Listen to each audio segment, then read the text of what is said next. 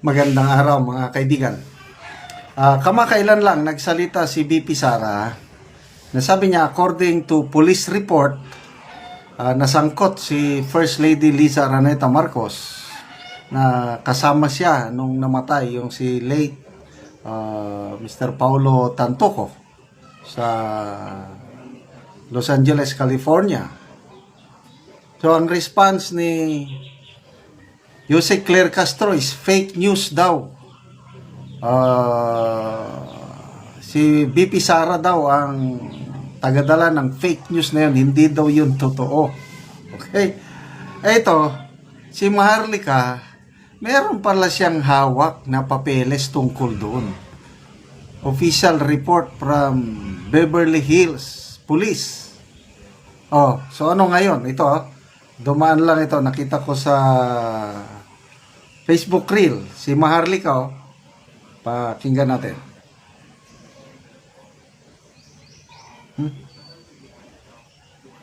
Paano nyo ngayon ika-counter yan na hawak ko ang dokumentong ito na yes indeed may namatay na kasama sa entourage ng Bangag-Bangag Administration ng alas 12:05 ng tanghali at sila ay tumawag ng 911 noong 11:30. Beverly Hills logo yan. Ayan, mga kababayan. Isinalampak ko ang tunay kong pangalan dyan. Ayan, nakita niyo yan. Ayan ang pangalan ko. Hindi naman tayo nagpupubli. Paano nyo ngayon, ano to? Ay, hindi, sinungaling si Marlica, walang namatay. Sorry, namatay ipis. Paano nyo ngayon ika-counter yan na hawak ko ang dokumentong ito na yes indeed may namatay na kasama sa entourage ng Bangag-Bangag Administration ng alas 12:05 ng tanghali at sila ay tumawag ng 911 noong 11:30. Beverly Hills logo yan. Ayan, mga kababayan. Isinalampak ko ang tunay kong pangalan dyan. Ayan, nakita niyo yan. Ayan ang pangalan ko. Hindi naman tayo nagpupubli. Paano nyo ngayon, ano to? Ay, hindi, sinungaling si Marlica, walang namatay. Sorry, namatay ipis. Paano nyo ngayon Sapa. na hawak ko ang dokumentong ito na yes indeed may namatay na kasama sa entourage ng Bangag-Bangag Administration ng alas 12:05 ng tanghali at sila ay tumawag ng 911 noong 11:30. Beverly Hills logo yan. Ayan, mga kababayan. Isinalampak ko ang tunay kong pangalan dyan. Ayan, nakita niyo yan. Ayan ang pangalan ko. Hindi naman tayo nagpupubli. Paano nyo ngayon, ano to? Ay, hindi, sinungaling si Marlica, walang namatay. Sorry, namatay. Paano nila yan ika-counter? Dokumento. Official report, Beverly Hills Police, hawak ni Maharlika. So, most likely yan ang basihan ni BP Sara. Hindi basta-basta magsasalita si BP Sara tungkol sa pangyayari na wala siyang ebidensya. At yan na nga, hawak-hawak ni Maharlika. Okay, so, ito ngayon, si Miss Eden Santos, pasok. Tinanong si Claire Castro tungkol niya, no? Ito. Briefing, sinabi niya po na sa kanya pala nanggaling ang fake news referring to Vice President Sara Duterte. Siya pala ang source ng fake news na ito na pinapakalat laban sa unang ginang kay First Lady. With that po, wala po bang plano ang Marcos administration na sampahan po ng kaso si VP Sara o kaya po ay paimbestigahan sa Kongreso or sa NBI, PNP-CIDG kung sinasabi po ninyo na siya ay fake news peddlers? Sa ngayon po, wala pa po. Wala po. Wala, nagano lang. Next question, please. Sinabi niya po na sa kanya pala nanggaling ang fake news referring to Vice President Sara Duterte. Siya pala ang source ng fake news na ito na pinapakalat laban sa unang ginang kay First Lady.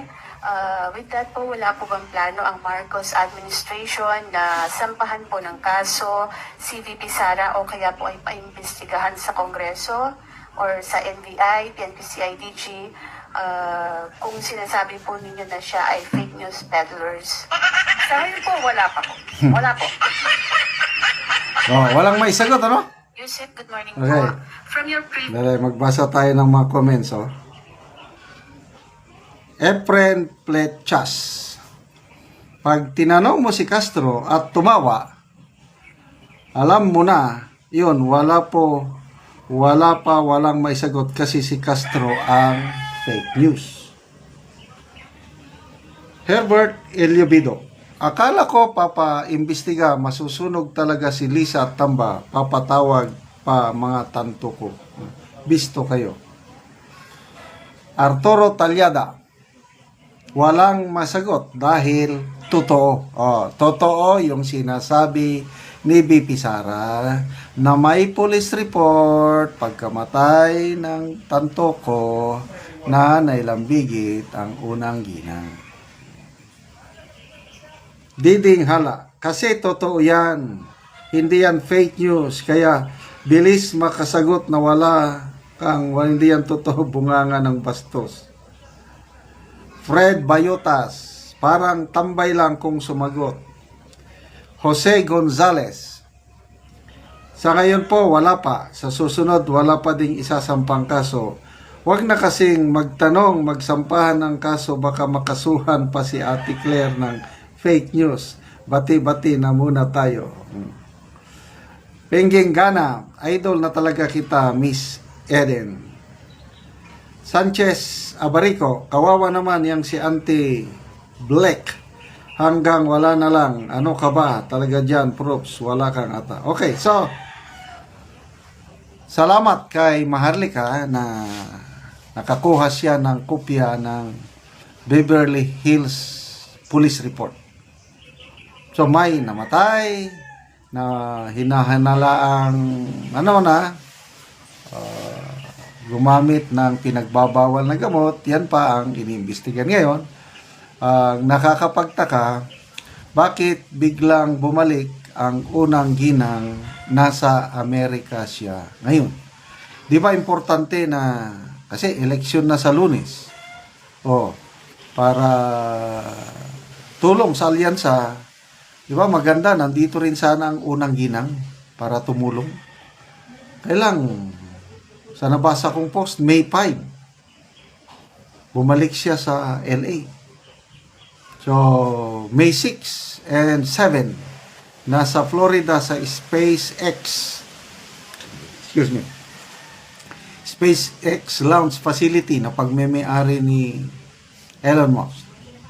May 8, nasa Disneyland.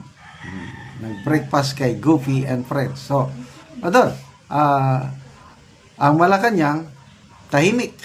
Walang payag tungkol sa lakad ni First Lady Liza. Ang importanteng malaman ng taong bayan, ang lakad ba niya doon is private capacity na ang gastos sarili nilang pera, o baka naman pera ng taong bayan ang ginagastos. So, dapat di ba, transparency ang kailangan sa isang matapat na gobyerno. So, ano kaya ang dahilan bakit biglang bumalik si First Lady Liza sa US? Okay.